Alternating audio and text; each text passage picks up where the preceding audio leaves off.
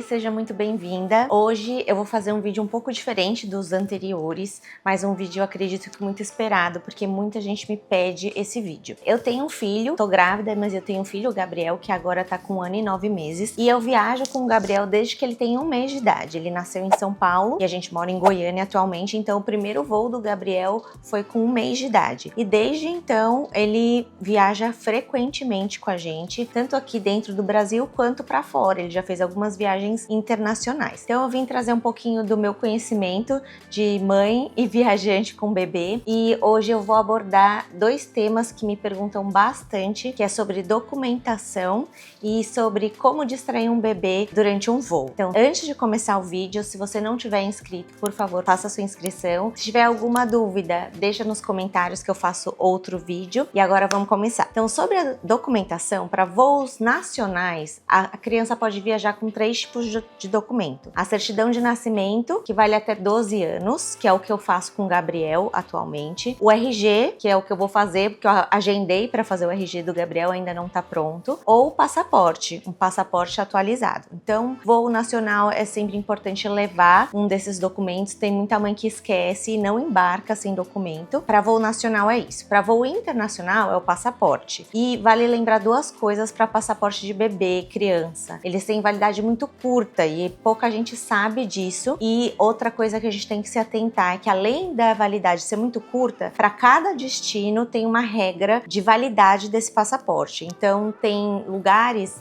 que você precisa, além de ter um passaporte válido, ele precisa ser válido por 3 a 6 meses depois da data prevista da volta. Ou seja, se é um bebê de colo que o passaporte vale 1 ano, ele quase que descartava esse passaporte. Mas é uma coisa que tem que atentar antes de viajar. Então, para tirar o passaporte, como que funciona essa validade? Se você tira o passaporte do bebê até 1 ano, ou seja, do nascimento até 1 ano, ele tem validade de 1 ano só. De 1 ano completo até 2 anos incompletos, 2 anos. De 2 anos a 3 anos, de 3 a 4 anos, e a partir de 4 anos completos até 18, ele tem validade de 5 anos. Se você tira o seu passaporte a partir de 18 anos, ele tem validade de 10 anos, que é o que funciona com os adultos. Então isso é uma coisa que tem que ficar muito atento e principalmente avaliar aquela questão que eu falei sobre o destino e como funciona a regra de cada país. Tá bom? A outra coisa importante do passaporte é como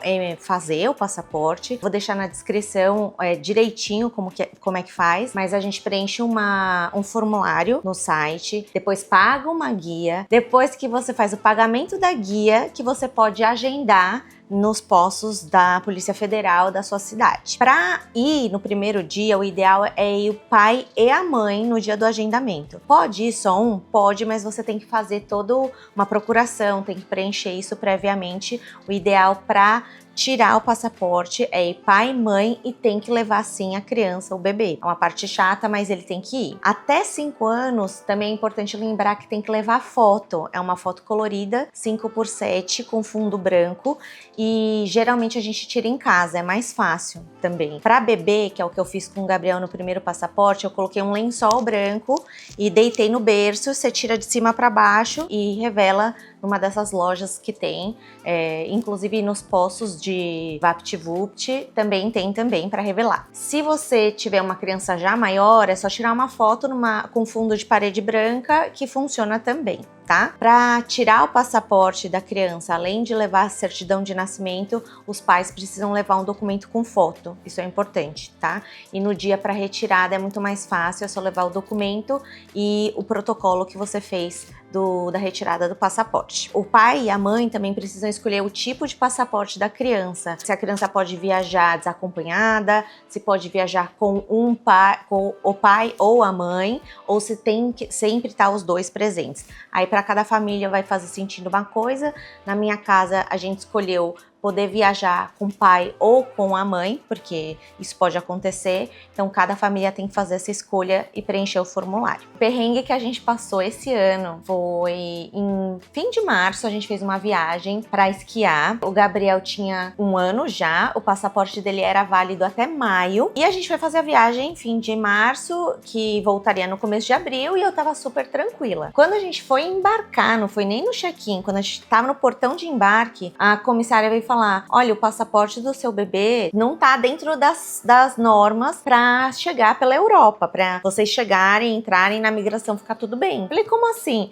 Aí ela falou assim, não, porque tem que ter pelo menos 3 meses pra frente de validade da data do retorno de vocês. Aí eu gelei, falei, pronto, agora a gente não vai embarcar. Ficou eu e o meu esposo olhando um pra cara do outro. Daí a gente tentou explicar, a gente falou, olha, que ele tem ele acabou de fazer 1 ano, ele nem tem outro passaporte, tem validade de 1 ano, como é que a gente faz? Aí a comissária foi super solícita, ela falou, explica isso na imigração, quando vocês chegarem no destino, a gente ia chegar por Madrid. Ela falou assim, mas é uma regra da Europa, mas explica que é bebê, mostra o passaporte de vocês, explica que é uma viagem para férias, mostra toda a documentação de onde vocês vão ficar, da data do passaporte da volta e torce. Então a gente foi assim, um pouco apreensivo para essa viagem para Europa, mas chegando lá eles foram super tranquilos, mas é um risco que eu não sugiro que você corra. Então já veja isso, o que você pode fazer. Eu não sei o que seria certo fazer na ocasião, talvez já renovar o passaporte do Gabriel, talvez seria isso que a gente deveria ter feito, mas não foi o que a gente fez. Deu certo, mas foi um perrengue, um sufoco que eu não recomendo. Agora que eu expliquei toda essa parte da documentação, eu vou tentar esclarecer um pouco uma pergunta que toda mãe faz: como é que vai distrair uma criança dentro do avião? A primeira coisa que eu falo é que a criança é diferente do adulto, ela não vai se distrair como a gente se distrai assistindo uma série, eles têm uma atenção curta, então assim, é trabalhoso viajar com criança e com bebê. A outra coisa é que depende muito da faixa etária. Meu filho hoje tem 1 ano e 9 e eu vivi várias fases com ele. Então, eu acho que o mais fácil é quando é bebezinho mesmo. Então, de 1 ano até 6 meses foi a parte mais fácil que eu tive de voo com o Gabriel. Porque é um bebê muito pequeno, dorme muito. O Gabriel mamava no peito, então era muito fácil, porque ele mamava e dormia boa parte do voo. A parte que a gente tem que se atentar mesmo é a questão da pressãozinha que faz no ouvido e que todo mundo dá a dica de, para decolar e para pousar, colocar o bebê no peito, ou pode ser qualquer coisa que ele sugue. Pode ser chupeta, pode ser uma mamadeira, mas sempre lembrar de ter essa atenção para não ter a dor no ouvido. Quando o Gabriel estava dormindo, eu não acordava para colocar ele no peito e sempre funcionou. A outra coisa que a gente tem que se atentar é para o tipo de voo, se é voo nacional ou se é voo internacional. Quando é voo nacional, pra gente foi muito mais fácil viajar durante o dia, respeitando a rotina. Então assim, perto da soneca, sempre funcionou. Voo noturno e internacional é mais interessante, porque daí você vai pegar a janela de sono maior, boa parte do voo ele vai dormir, com certeza o Gabriel sempre dormiu muito bem, e aí fica para você distrair umas 4, 3 horas, às vezes até menos. Então, para mim, a dica maior é essa. De 6 meses até 1 ano foi a idade mais difícil de viajar, porque ele já comia, a comida já é uma coisa, é muito restrita, porque não pode sal, não pode um monte de coisa, então você tem que sair carregada de coisa, levar muita coisa pro destino, de comida congelada,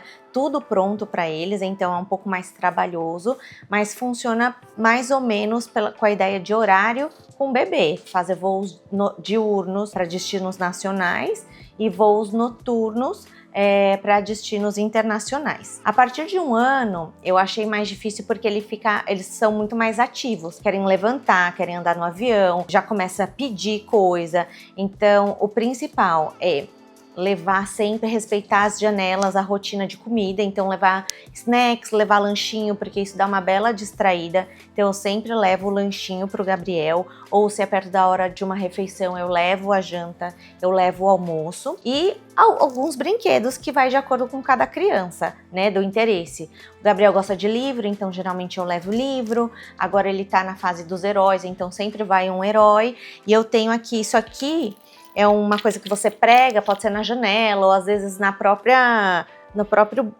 no assento, e ele girava, mas isso aqui funcionou assim, quando ele era muito pequenininho, mas funcionava bastante, ele ficava bem distraído. Eu ainda não ofereço tela para ele, como distração em avião, eu acho que não tem necessidade, mas eu acho uma opção válida para quem já assiste, né? Para quem já oferece. Lembrar que brinquedo, o ideal é não levar coisa que faça barulho, porque você pode incomodar as pessoas do voo. Então, aqueles brinquedos que fazem muito barulho, eu não acho interessante. E isso aqui é um exemplo de maletinha, acho que chama maletinha montessoriana.